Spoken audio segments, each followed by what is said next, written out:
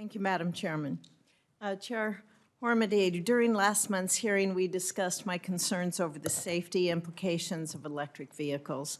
Those concerns range from our current roadway designs not accounting for the increased weight to first responders trying to respond to EV collisions. I worry that in its mission to push more EVs on consumers, this administration has been short-sighted on the safety challenges of this new technology. Acknowledging the work that is already underway, if confirmed, will you commit to working with me to better understand the safety implications from EVs on our roadways? Senator, if confirmed, I would be pleased to work with you, and thank you for your leadership on this. Thank you very much. As we know, the high-voltage lithium-ion batteries in EV vehicles pose risks to those first responders. And I know that NTSB conducted a study on this topic and made recommendations to NHTSA on that. Are there any recommendations that your agency made to NHTSA that have yet to be addressed, and if so, what are they?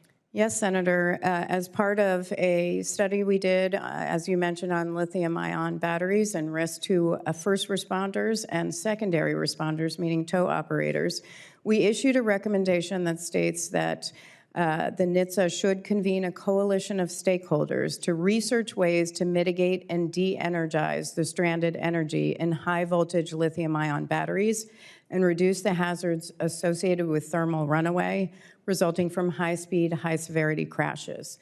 They have not done anything on this. It is currently open, unacceptable. Are there any recommendations to better educate the first responders on the risks that these EV vehicles pose to them?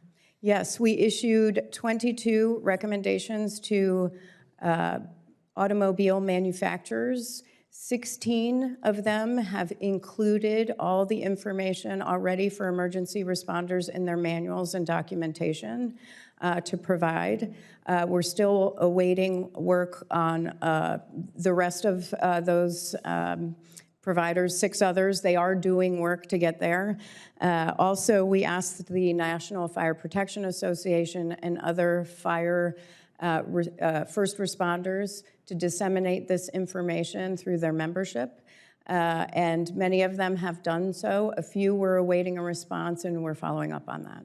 I would be happy to work with you on this, and so hopefully we can be in contact. And yes, ma'am. Any recommendations you have for me to be able to push this forward so that we can have answers and better protection for people because of this. So thank you very much. Thank you so much. Mr. Fuchs, welcome. Since the passage of the Staggers Act, which partially deregulated the rail industry, railroads have invested more in their infrastructure, improved safety, and lowered freight rates. The Surface Transportation Board's role is to ensure that there is a balanced, independent approach to solving rate and service disputes that allows the market to function, though it retains certain authorities to act when necessary. As a member of that board, how would you ensure the board maintains a balanced regulatory approach? Thank you for the question, Senator. I would say 2 things. First is public participation, considering the views of all our stakeholders, both shippers and carriers. We have competing mandates. We have to protect competition and ensure efficiency. We also have to ensure that carriers are revenue adequate and have the incentives to invest in their infrastructure. And I think to look to the statute, to focus on what's reasonable, to act in accordance with the rail transportation policy. I think by listening to people and having fidelity to the statute, the board can ensure balanced regulation.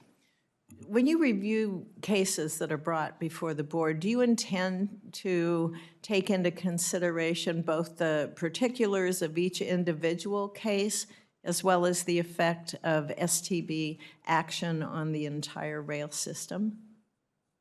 How do you balance that? Yeah. Thank you for the question. It's a complex challenge, as you indicate. when we decide adjudications, we are making those determinations on the facts and circumstances of the case. We consider all of the evidence and arguments. When we're making those decisions, though, of course, for precedential decisions, we have to look at the broader impact. We take a lot of time to ensure that our determinations don't just get to an outcome, but they provide clarity because people have to operate under them. It's a complex challenge in the moment, but we have our minds on both. Thank you. Thank you very much. Thanks, Madam Chair.